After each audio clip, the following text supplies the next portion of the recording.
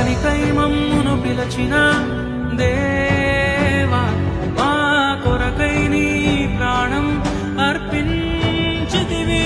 నీలో నిలచి ఉండుటే మా భాగ్యము, నీ కొరకై జీవించెదము.